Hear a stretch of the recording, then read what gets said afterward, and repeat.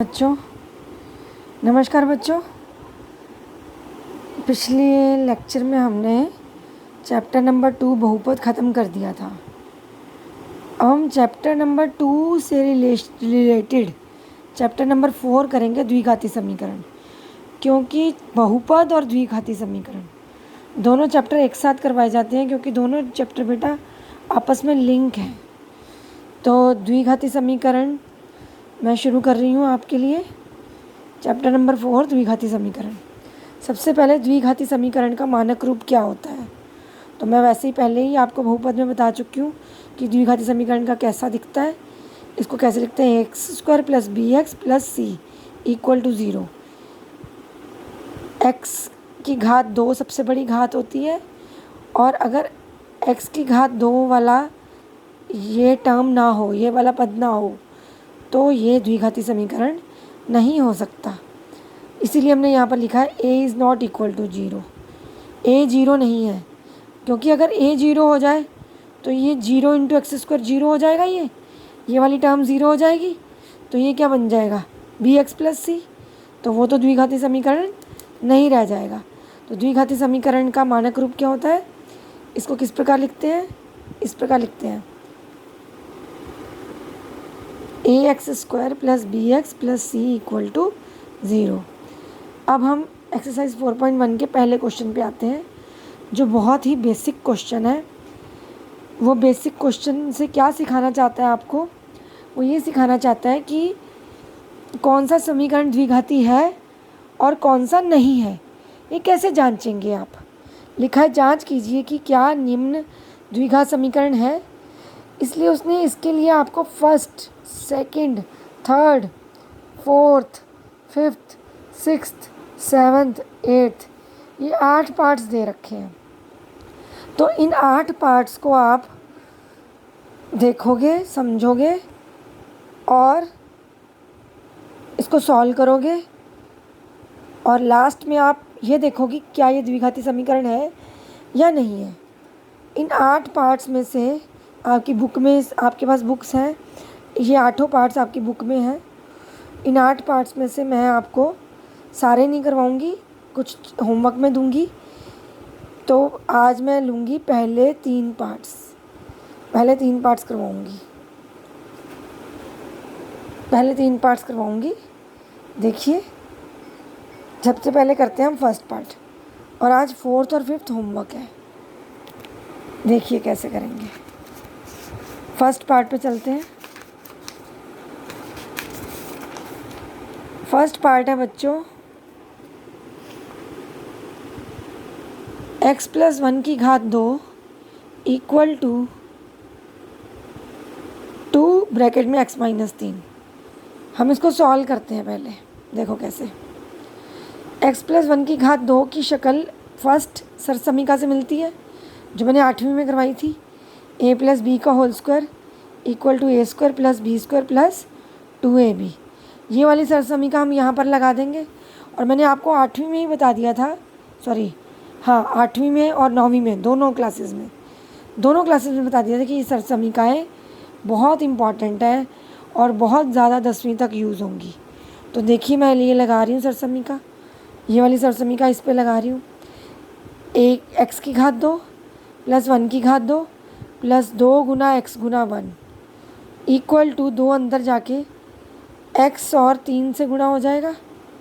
ठीक है, यहाँ आ जाएगा 2x - 6। अब यहाँ क्या आएगा, x की घात 2 x², 1 का स्क्वायर 1 और 2x, ये 2 × x × 1 क्या आएगा 2x, और इधर आ गया 2x - 6। अब ये जो इधर है इसको हम इस तरफ ले आते हैं। इस तरफ लेके आएंगे तो ये साइन चेंज हो जाएगा, प्लस माइनस बन जाएगा और माइनस प्लस बन जाएगा। सबको पता है ये समीकरण कैसे सॉल्व करते हैं। अब +2x और -2x ये आपस में कट गए, क्या बचा 6 + 1 7, ये बचा x² + 7 = 0। अब आप देखिए सबसे बड़ी घात कौन सी है, 2। इस समीकरण की सबसे बड़ी घात 2 है। तो ये कौन सा समीकरण हुआ, द्विघाती समीकरण। तो हम लिखेंगे हाँ ये द्विघाती समीकरण है। हालांकि इसमें मिडिल टर्म नहीं है, तो कोई बात नहीं, मिडिल टर्म नहीं है। लेकिन अगर सबसे बड़ी घात 2 है तो ये कौन सा समीकरण है? द्विघाती समीकरण। चलिए अगला क्वेश्चन देखते हैं। सेकंड पार्ट है x square minus 2x equal to -2 bracket गुना 3 माइनस एक्स। अब ये -2 अंदर जाके इन दोनों से गुणा हो जाएगा। माइनस के साइन का खास ध्यान रखिएगा। X square minus 2x equal to -2 3 से गुणा होगा तो क्या बनेगा? -6। -2 माइनस एक्स से गुणा हो जाएगा, माइनस माइनस क्या हो गया? प्लस, तो ये बन जाएगा 2x। तो ये गुणा होके आ गया। अब ये इधर नहीं रखना हमने, इसको इधर लेके जाना है लेफ्ट हैंड साइड की तरफ। तो जैसे ही लेफ्ट हैंड साइड की तरफ लेके जाएंगे तो ये साइन चेंज हो जाएगा, माइनस बन जाएगा प्लस और प्लस बन जाएगा माइनस। तो -6 हो गया +6 और प्लस 2x हो गया -2x। एक्स वाली टर्म्स को हमने इकट्ठा लिखा और बाद में लिख दिया +6। -2x क्या होता है? माइनस माइनस प्लस होता है और साइन बड़े वाले का, तो ये बन गया -4x। X square as it is आ गया, इन दोनों को जमा किया -4x +6 एज इट इज़ आ गया। तो ये कौन सा समीकरण हुआ? द्विघाती समीकरण। क्यों?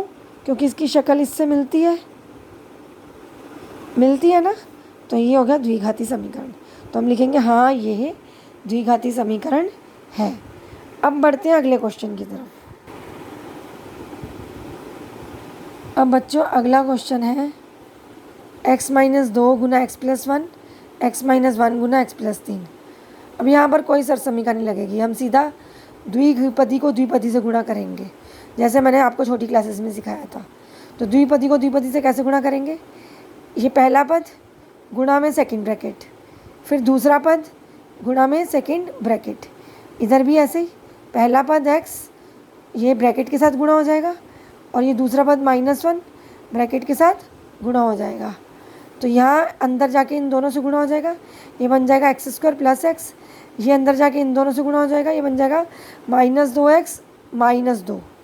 इधर ये अंदर जाके इन दोनों से गुणा होगा x² + 3x और ये अंदर जाके इन दोनों से गुणा होगा, ये क्या बन जाएगा -x -3। अब हम इन सब पदों को इधर ले आएंगे इनके भाइयों के साथ।